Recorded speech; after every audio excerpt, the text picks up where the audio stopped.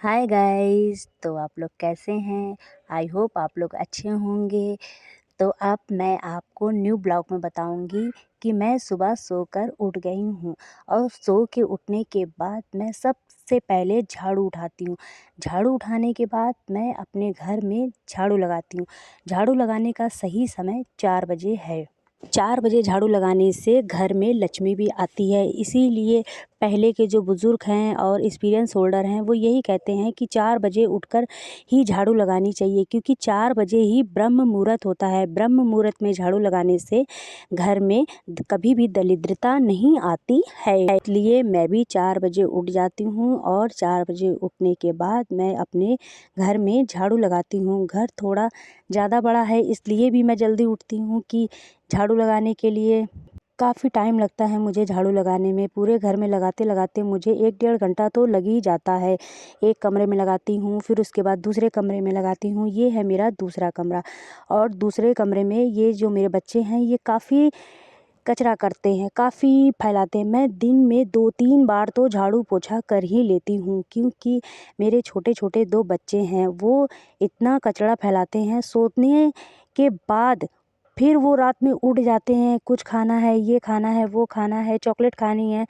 मेरी बेटी है, उसको सुबह ब्रेड खाना था 3 बजे, फिर मैं उठी उसको ब्रेड निकाल कर दी। ये देखिए ब्रेड की ही पैकेट है, पड़ी हुई है। और फिर उसके बाद मैं अब पूरा झाड़ू लगाने के बाद कमरा क्लीन कर ली। अब मैं जा रही हूँ, बाय बाय तब तक के लिए। अब देखिए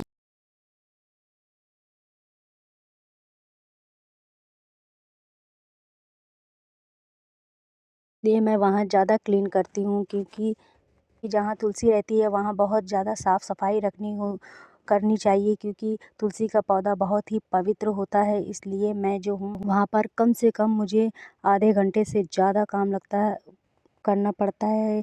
देखिए ये है मेरा आंगन। अब मैं यहाँ लगाऊंगी झाड़ू। अब मैं यहाँ से जल्दी-जल्दी काम करना शुरू करूँगी, क्योंकि मेरी बेटी का स्कूल जाने का टाइम भी हो रहा है। अभी मुझे नहाना है, नहा धोकर पूजा करनी है। फिर इसके बाद मैं और भी घर के डेली रूटीन वाले काम काफ़ी हो जाते हैं, इसलिए ये मैं यहाँ से जल्दी-जल्दी फटाफट झाड़ू लगाऊँगी।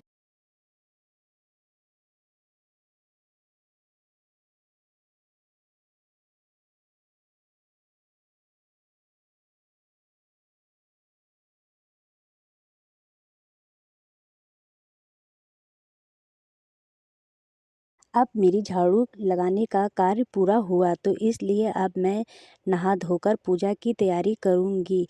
तो हाय गाइस, तो अब मैं नहा धोकर आ गई हूँ। मैंने तुलसी पूजा करी है, क्योंकि एकादशी वाले दिन मैंने तुलसी विवाह किया हुआ था। तो कत की पूर्णिमा तक इसमें डेली सुबह पूजा करनी चाहिए। वैसे तो मैं हर वक्त पूजा करती हूँ तुलसी, लेकिन तुलसी विवाह के बाद मैं 2 बार पूजा करती हूँ, सुबह और शाम। और इसमें तुलसी माता के घी का दीपक भी जलाना चाहिए। दीपक जलाने से सुख समृद्धि आती है।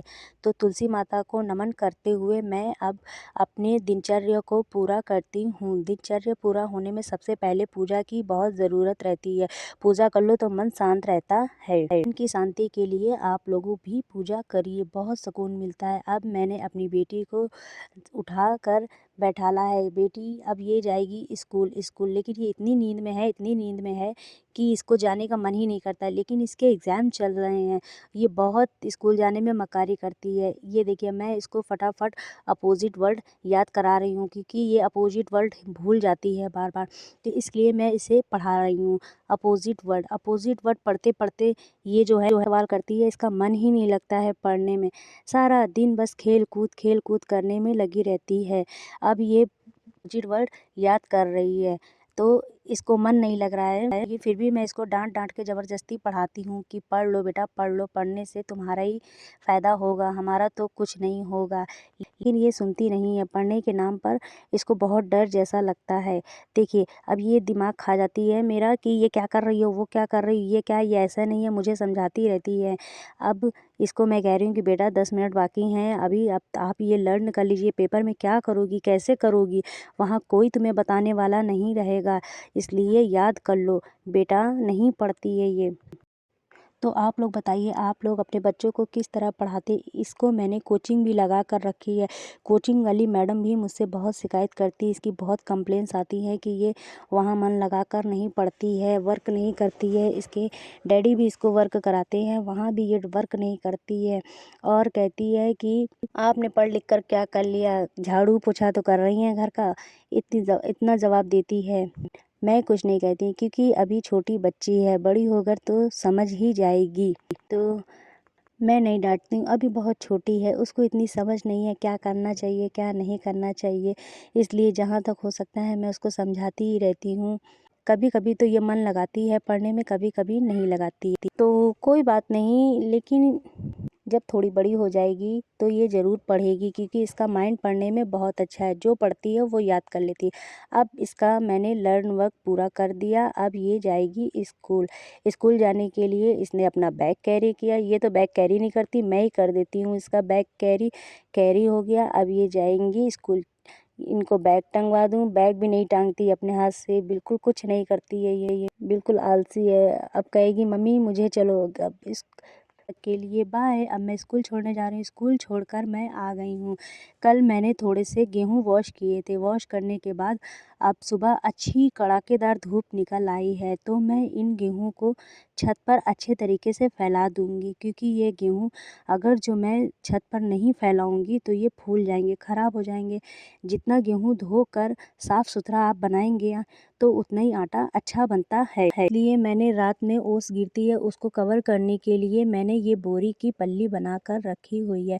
इससे मुझे काफ़ी आराम मिलता है, तो इसलिए मैंने पल्ली बनाने का कार्य पहले ही कर लिया हुआ था। मैं गेहूँ को अच्छे से पूरा खोलकर फैलाऊँगी। गेहूँ फैलाने के बाद मुझे काफ़ी काम रहते हैं, लेकिन ये काम तो सबसे पहले ज़रूरी है क्योंकि गेहूँ नहीं फैलाऊँगी सुबह तो मुझे ज़्यादा काम करना पड़ता है, तो इसलिए अकेली हूँ, काम तो मुझे ही करना पड़ेगा, कोई करने वाला ही नहीं है। छोटे-छोटे 2 बच्चे भी देखने हैं, खुद को भी देखना है। तो अब मैं जा रही हूँ ये गेहूँ फैलाने। मैंने कल काफ़ी गेहूँ धो लिए। गेहूँ ज़्यादा मैंने इसलिए धो लिए कि ये मेरे 2, 3, 4 महीने तक चल जाएँगे। इसलिए कि अभी ये का टाइम है, इसलिए मैं होली के बाद तक की मैंने एक साथ ही गेहूँ धो लिए क्योंकि इससे मुझे काफ़ी आराम मिल जाती है। 2-3 महीने कुछ कार्य करना नहीं पड़ता है, बार-बार ये गेहूँ धुलो, एक बार में धुल लो ज़्यादा सही रहता है। तो मैं तो घर का ही गेहूँ धुल के और अब आटा इसको साफ़ करके ही आटा पिसाती हूँ क्योंकि इससे रोटियाँ बहुत नरम-नरम, मुलायम-मुलायम बनती हैं और बहुत अच्छी भी लगती हैं, खाने में स्वादिष्ट लगती हैं। मैं बाहर पैकेट वाला आटा या बाहर की कोई चीज़ बहुत कम यूज़ करती हूँ, जितना हो सकता है मैं घर की ही चीज़ें यूज़ करती हूँ।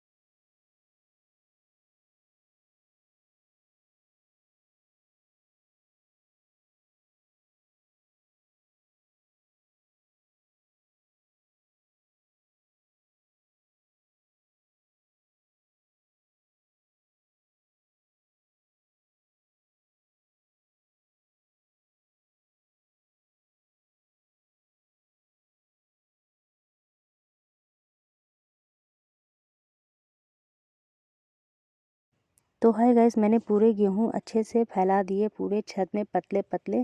अब ये देखिए मेरे गेहूँ कैसे लग रहे हैं फैले हुए। आप लोग प्लीज़ कमेंट्स करके, लाइक करके, सब्सक्राइब करके मुझे ज़रूर बताइएगा कि मैंने गेहूँ किस तरह फैलाए हुए हैं। तो तब तक के लिए मैं जा रही हूँ। Bye bye, Tata.